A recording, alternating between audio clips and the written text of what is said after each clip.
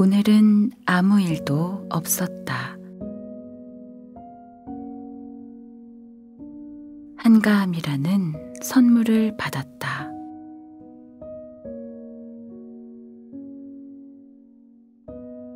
오늘은 몸이 아파 누웠다. 몸에게 반성하며 감사했다.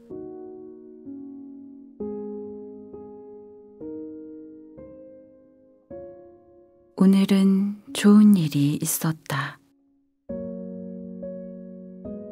힘든 시간들에게 감사했다.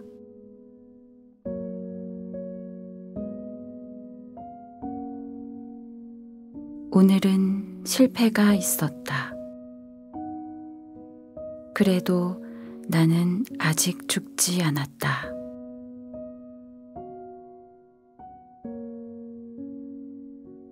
내일도 새로운 만남과 선물이 있으리라. 오늘 다시 준비하며 새롭게 감사할 뿐.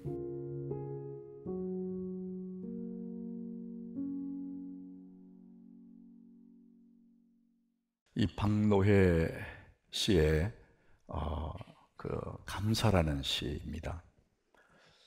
짧은 이 시기절 속에 반복되는 단어 하나가 오늘이라는 단어예요.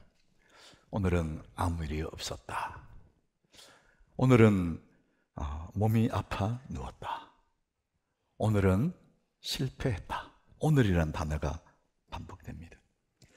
하나님 우리에게 주신 시간은 지금 이 순간이거든요.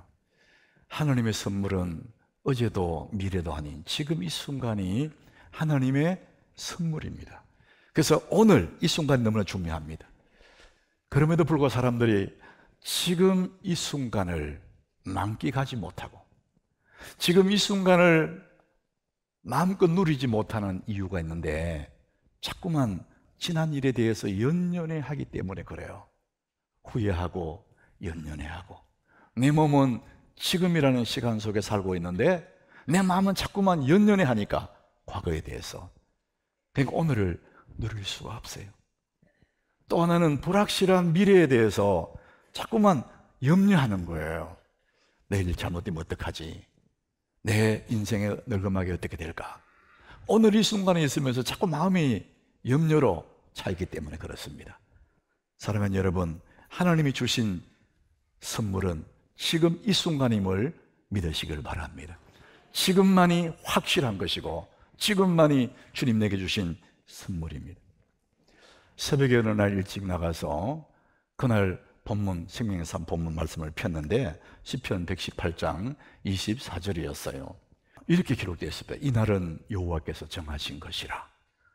이날에 우리가 즐거워하고 기뻐하리로다. 이날이라는 단어를 썼어요. 그 시편에 나오는 그날은 구원의 날을 얘기하는 거거든요. 근데 그날 아침에 제게 다가오는 이날은 여호와께서 정하신 것이라. 이날, 오늘 이날은 너를 위한 날이야. 하나님 너를 위해서 정한 날이야. 너 오늘 즐거워하고 기뻐해야 돼. 그 하루가 시작되는 새벽녘에 하나님이 이날은 너를 위해 내가 정했다. 그 말씀이 가슴에 다가오는데 그 새벽 혼자 얼마나 기뻐했는지 몰라요. 이날을 즐거워하라. 이날을 너를 위한 정한 날이다. 그러니까 그 미국에는 유명한 사람 이름을 따서 날을 정해요. 링컨 데이 이런 날이 있거든요. 말틴 루터킹 데이 이런 날이 있어요. 그런데 그런 분들은 유명하기 때문에 그런 날이 있지만은 저는 무명의 사람이니까 그런 날이 없죠. 그런데 그날 하나님 내게 이 날은 너를 위한 날이야. 이 날로 기뻐하고 즐거워해야 돼. 감격했던 그 시간들이 그 여운이 늘 가슴에 남아 있습니다. 사랑하는 여러분, 하나님의 선물 지금 이 순간임을 믿으시길 바랍니다. 이 시간이 하나님 내게 주신 확실한 선물입니다. 우리는 모두 같은 시대를 삽니다. 2024년 10월이라는 같은 시대를 살고 있고 같은 지역, 이 에리어, 하남이라는 이 에리어에 우리가 함께 살고 있어요.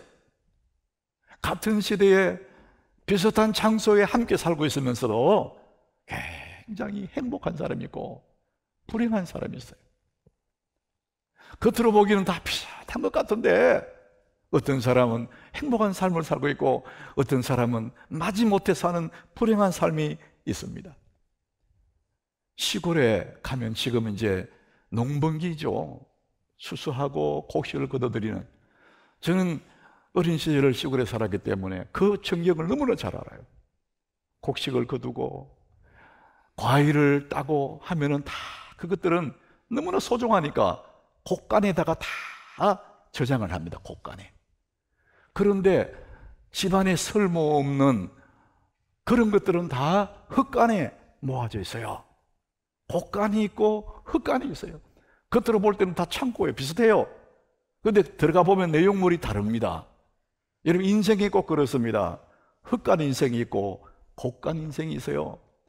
겉으로 보기는 다 신사고 숭이고 우리 몸을 가꾸고 이렇게 체하며 살아가니까 다 몰라요. 비슷해요.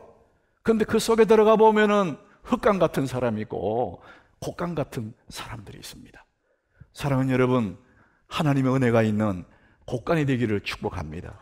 하나님, 우리가 그렇게 살기를 원하세요. 진짜 곡간 같은 사람들, 겉으로 보기는 다 비슷한 것 같아. 오히려 아무것도 없는 것 같기도 해요. 근데 성경에 보면 예수 그리스도를 구주로 모신 사람, 예수님을 가슴에 모신 그 사람들은 아무것도 없는 것 같은데 모든 것을 가진 자다, 이렇게 고백하거든요. 슬퍼하는 것 같은데 항상 기뻐하고, 가난한 자 같은데 많은 사람을 부욕해 하고, 아무것도 없는 것 같은데 모든 것을 가진 사람, 진정한 곡간, 이 사람이 예수의 사람들이다. 성경이 그렇게 말합니다. 여러분들이 바로 이런 예수의 사람, 곡간의 인생 되시기를 축복합니다.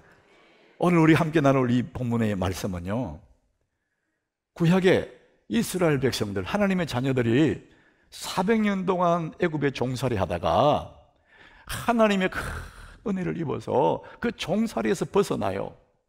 홍해를 건너서 가나안 땅으로 나갑니다. 그런데 이 사람들이 출발할 때 400년 종살이 신세를 끝내고 출발할 때 얼마나 기뻤겠습니까? 기쁨으로 시작을 했는데, 홍해를 건넜는데 결국은 가나안 땅에 들어가지 못하고 광야에서 다 죽어요. 오늘 그 본문, 그 구약의 얘기를 오늘 본문에서 하고 있는 겁니다. 하나님은 그들을, 애굽에 종살이 하던 그 사람들을 가나안 땅에 옮겨서 그곳에서 살게 하고 싶은 것이 하나님의 마음인데, 하나님 그토록 원하셨는데 그 백성이 광야에서 다 죽어요.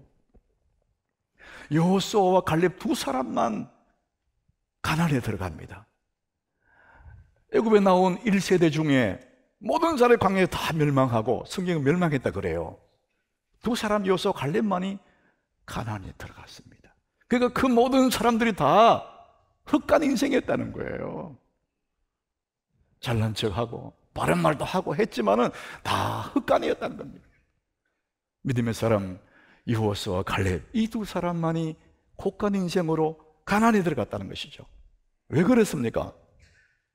이들이 왜 하나님이 그렇게 원하셨고 그들이 기뻐하며 출발해서 가나안을 향해 가고 있었는데 왜 다 광야에서 멸망했느냐? 하나님 은혜가 없었느냐? 아닙니다, 여러분. 이 사람들은 매일같이 하늘 만나가 내리는 것을 경험했어요. 아침에 장막에서 나오면은 지면에 양식이 쫙 깔려 있어요. 너무나 기적 같은 얘기잖아요. 농사한 적도 없는데 아침마다 만나가 내려요. 너무나 감동스러워요. 근데 매일매일 만나가 내리니까 나중에는 하나님의 은혜를 잊어버려요. 그리고 불평합니다. 너무나 당연한 것처럼 불평해요. 그리고 원망합니다. 이제 그래서 그런 그들의 모습들을 오늘 본문 7절, 8절에 기록하고 있거든요. 그 당시를 떠올리면서 주님 말씀합니다. 그러므로 성령이 이르신 바와 같이 오늘 너희가 그의 음성을 듣거든. 지금 이 시대 속에 그의 하나님의 음성을 듣거든. 자, 8절 우리 같이 읽겠습니다. 광야에서 시험하던 날에 거역하던 것 같이 너의 마음을 완고하게 하지 마라. 하나님의 음성을 들을 때 그때처럼 거역하고 완고하게 되지 마라. 그 사람 다 흑간이야. 중요한 핵심이 내 마음을 완고하게 하지 마라. 이 완고하게 하지 마라, 이 의미를 오늘 본문에서 계속 반복합니다. 반복. 이들이 광야에서 다 멸망한 이유는 마음이 완고해졌다. 하나님의 은혜를 다 잊어버리고 마음이 완고해져서 하나님 은혜를 불평하고 원망하고 그러다가 멸망했다. 그러니까 너희들은 마음을 완고하게 하지 마라. 이게 본문의 핵심의 내용이에요. 완고한 마음, 이 말을 쉽게 메시지 성경이 이렇게 표현했습니다. 못 들은 채 하지 마라. 하나님 말씀이 들려오는데 내심 못 들은 척 하는 거예요. 상관없이 살아간단 말이죠. 여러분, 우리는 이 세상이라는 광야를 지나가는 사람들입니다. 우리 모두 같은 시대, 같은 하늘아래 살면서, 같은 지역에 살면서 이곳이 우리가 영원히 살 땅이 아니고 우리는 영원한 생명 가나안 땅으로 향해 가고 있는 중입니다. 여러분들은 광야길을 잘 걷고 있었습니까? 여러분들은 지금 그때 그 사람들처럼 완악한 마음이 아니라 하늘의 소망을 가지고 그렇게 살아가고 있으십니까? 오늘 밤에 하나님이 나를 부르시면 천국에서 눈을 뜰 그 믿음이 있느냐고요. 우리가 이 세상이라는 광야에 살면서 늘 살피고 경계해야 될 1호가 뭐냐? 우리 마음이 완고해지지 않도록 하라. 오늘 성경 그걸 반복합니다. 반복. 이 국어사전에는 완고하다는 말을 성격이 까다롭고 고집이 세다 이렇게 표현합니다. 이 사람을 완고한 사람이다. 쉽게 말하면 다른 사람 말을 안 듣는 겁니다. 하나님 말씀도 안 들어요. 까다로운 사람입니다. 자기 것만 옳습니다. 이런 사람들을 완고하다 표현입니다. 근데 성경에 뭐라 그러냐? 이런 사람 디모데전서 4장 1절에 이렇게 표현합니다. 그러나 성령이 밝히 말씀하시기를 후일에 어떤 사람들이 믿음에서 떠난 미혹하는 영과 귀신의 가르침을 따르는 그런 사람들이 나온다 합니다. 이 사람들을 그 다음 절에 우리 같이 읽어보겠습니다. 자기 양심이 화인을 맞아서 외식함으로 거짓말하는 자들이라. 하나님 말씀을 못 들은 척하고 외면하고 반복하면 어떻게 되냐? 양심에 화인을 맞는데요. 화인, 불도장을 찍힌다는 겁니다. 여러분이 살갗에 불도장이 찍히면은 이게 나중에 감각이 없어집니다. 꼬집어도 만져도 감각이 없어집니다. 양심에 화인을 맞고 나면, 완고해지고 나면은 남의 얘기 안 들립니다.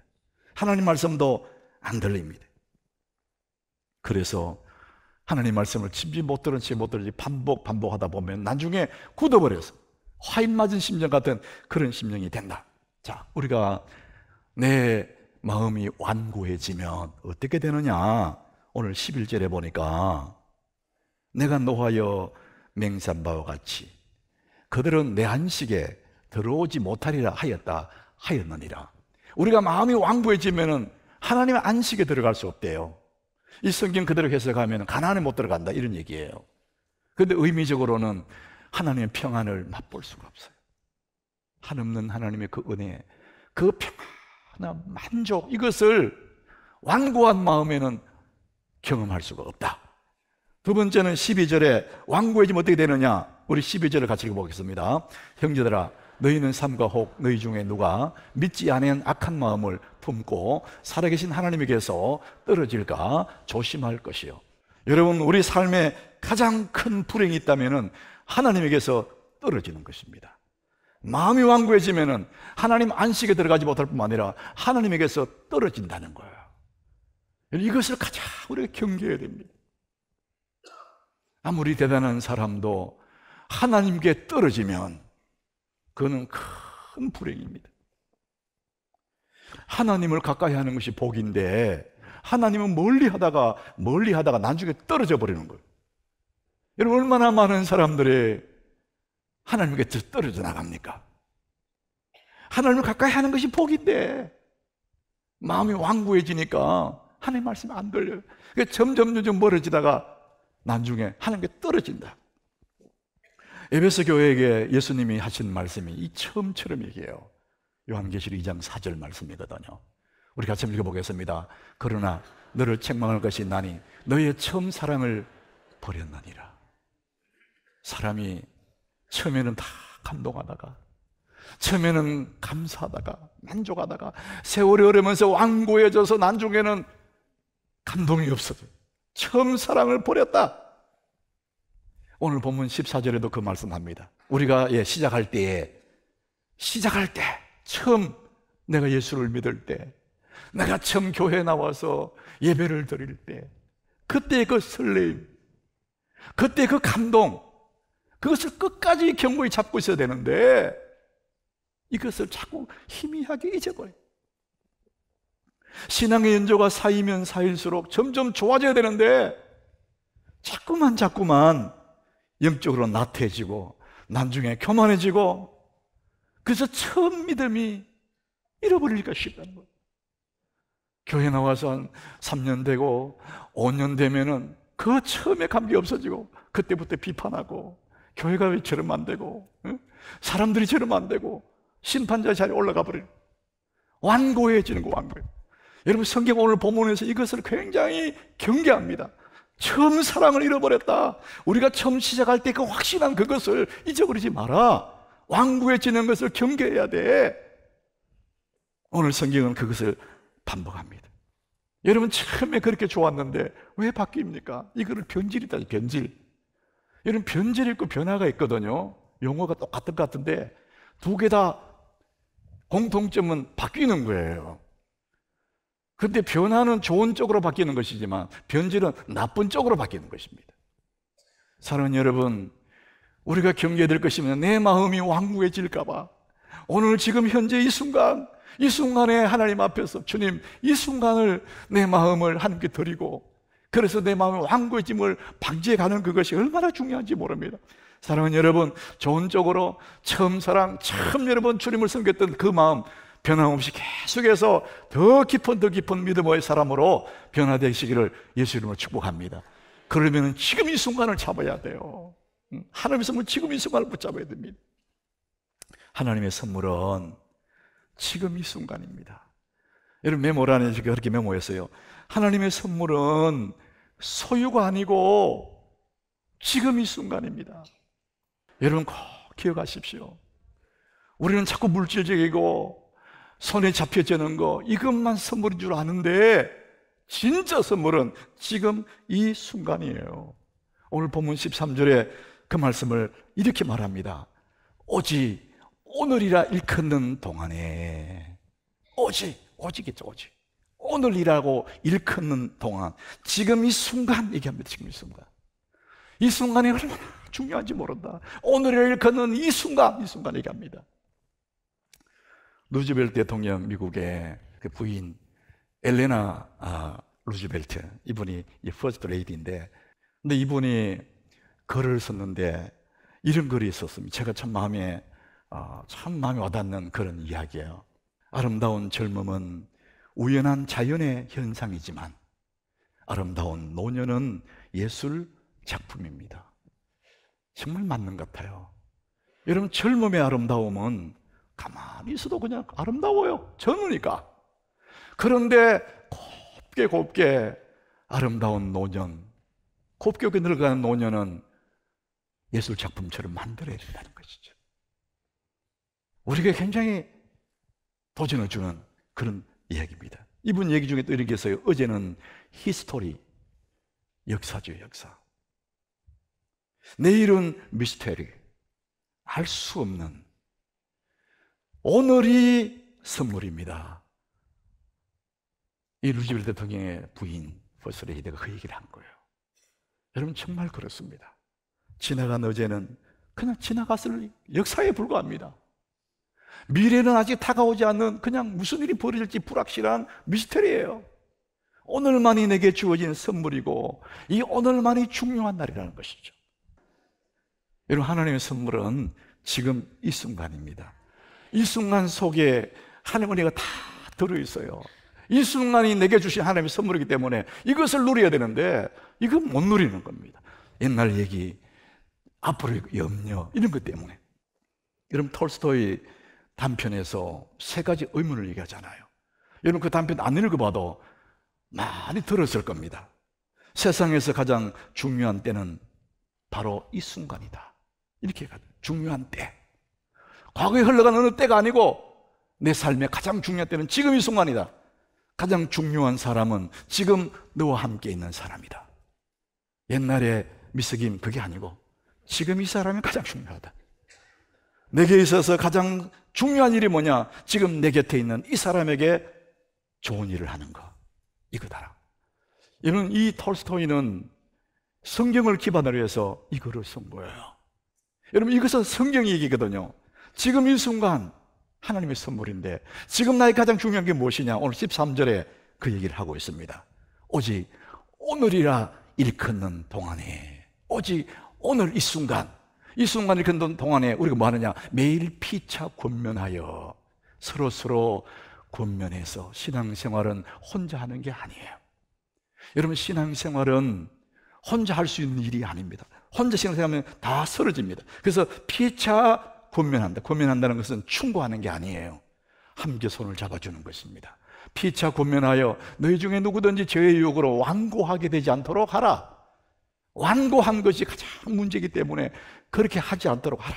그래서 여러분, 목장 모임이 중요하고 신앙의 동력자가 중요하고 피차 권면해서 이분들을 하나님의 나라에 아름답게 세워질 수 있도록 피차 권면해 주라. 이것이 지금 이 순간에 할 일이다. 그렇게 말합니다.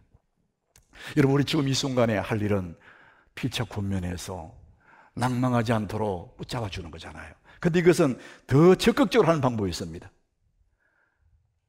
그 사람이 완고해지지 않도록 붙잡아 주는 건데 이미 완고해진 사람에게도 우리가 할 수 있는 일이 있습니다. 적극적으로 하니 마음이 부드러워지게 하고 이 사람으로 하여금 풍성한 삶을 살게 하는 것이 있는데 그게 어떻게 하는 거냐? 감사하는 것입니다.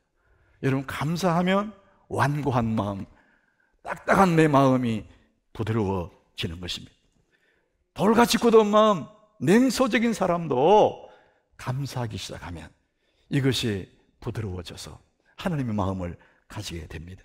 샘 크립틀이라는 침례교 목사님인데 이분이 감사의 기술에 두 가지를 결론적으로 썼습니다. 감사는 결국 자기 자신의 마음가짐을 변화시킨다. 내 인생을 바꾸는 것은 감사다. 이렇게 얘기합니다. 두 번째는 이 감사는 또 다른 보상이 있는데 감사가 담긴 말 한마디, 감사가 담긴 당신의 선한 말이 다른 사람을 회복시키는 효과가 있다. 이렇게 말합니다. 이걸 잠언 16장 24절의 말씀을 가져와서 말합니다. 우리 같이 읽어보겠습니다. 선한 말은 꿀송이 같아서 마음에 달고 뼈에 양약이 되나니라. 감사의 마음을 담은 선한 말은 꿀송이 같아서 마음에 달고 뼈에 양약이 된다. 이 뼈라는 거, 성경의 뼈를 얘기할 때는 우리 몸을 얘기합니다. 내 마음뿐만 아니라 내 몸까지도 이 감사의 선한 말이 작용을 해서, 자, 그래서 여러분들이 감사하면 내 몸에 화학 반응이 일어납니다. 그래서 우리 얼굴에 생기가 넘치게 되고 염려, 근심, 걱정이 내 마음에서 떠나게 되고 내 몸이 홀가분해지기도 하고, 그래서 염려, 걱정, 근심에서 해방된 내 몸이 마음도 뼈도 몸도 좋아진다. 성경은 그렇게 말씀하고 있습니다. 이 샘 그리터리 목사님은 계속 이렇게 썼습니다. 감사는 사소하거나 대수롭지 않는 것이 아니다. 감사는 성숙과 미성숙을 판가름하는 잣대다. 굉장히 중요한 얘기를 하죠. 성숙과 미성숙을 판가름하는 잣대가 뭐냐? 감사다. 그리고 이분은 자기 얘기를 합니다. 나는 노년기에 접어들었을 때, 내가 나이가 들어 황혼이 되어갈 때 불만에 가득 찬 음침한 심술궂은 노인 될까 봐 너무 두렵다. 여러분, 나이가 들어가면 심술궂은 음침한 노인 될까 봐 두렵다. 그런데 그것을 벗어날 수 있는 길이 있다. 감사하는 거다. 감사하면 오늘뿐만 아니라 내 노년기 황혼기에도 밝은 얼굴로 풍성한 그런 삶을 살아갈 수 있는 핵심 비결은 감사하는 것이다. 이렇게 말합니다. 우리 신앙에는 세 단계가 있습니다. 우리 믿음의 사람들의 신앙의 세 단계. 첫 번째는 받는 단계예요. 구원을 받아요. 은혜를 받아요. 성령을 받아요. 축복을 받아요. 그때는 기도할 때마다 늘 달라고 하는 기도입니다. 주옵소서, 주옵소서. 이게 첫 번째 신앙 단계입니다. 두 번째, 좀 더 차원 높은 두 번째 단계는 드리는 단계예요. 시간을 드리고, 물질을 드리고, 헌신을 드리고, 재능을 드리고. 이것이 두 번째 단계입니다. 세 번째, 신앙의 가장 높은 단계, 신앙의 정상엔 어떤 단계냐? 감사하는 단계예요. 드리면서도 감사하고, 고난 중에서도 감사하고, 어떤 상황에 가도 감사하는 단계, 가장 차원 높은 신앙의 단계는 감사하는 단계입니다. 여러분은 지금 어느 단계에 와 있으십니까? 사랑하는 여러분, 감사하시기 바랍니다. 하나님의 선물은 지금 이 순간이에요. 오늘, 오직 오늘이라 일컫는 이 동안에, 오늘 13절 우리 본문에 다시 나와 있습니다. 우리 같이 한번 다시 읽어보겠습니다. 오직 오늘이라 일컫는 동안에 매일 피차 권면하여 너희 중에 누구든지 죄의 유혹으로 완고하게 되지 않도록 하라. 오늘 이 순간, 이것이 하나님의 선물이에요. 오직 오늘이라 일컫는 동안, 이것이 하나님의 선물입니다. 뿐만 아니라 지금 내가 살고 있는 이곳이 내 삶의 가장 축복의 장소입니다. 이곳이 행복한 사람은 어디 가도 행복합니다.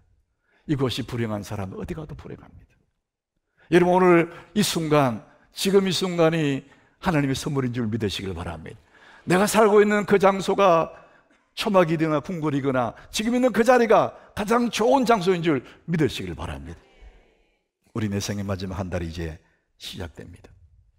내일 아침부터 우리 시작될 텐데, 여러분 피차 권면해서 새벽에 나오십시오. 내 생의 마지막 한 달은 우리 인생의 뱃머리를 돌리는 시간입니다. 삶의 방향을 바꿔버리는 시간이 내 생의 마지막 한 달입니다. 불평과 불만으로 오염되어 있는 내 인생, 이것저것으로 번복되어 있는 내 인생을 하나님의 은혜로 감사의 땅으로 바꿔내는 그 시간이 내 생의 마지막 한 달입니다. 여러분, 이 한 달을 통해서 여러분의 모든 상황, 여러분이 살고 있는 그 모든 환경, 내 삶의 마음의 태도, 이 모든 것들이 감사의 땅이 되기를 예수 이름으로 축복합니다. 우리 그곳에 사는 은혜를 누리게 되는 것입니다.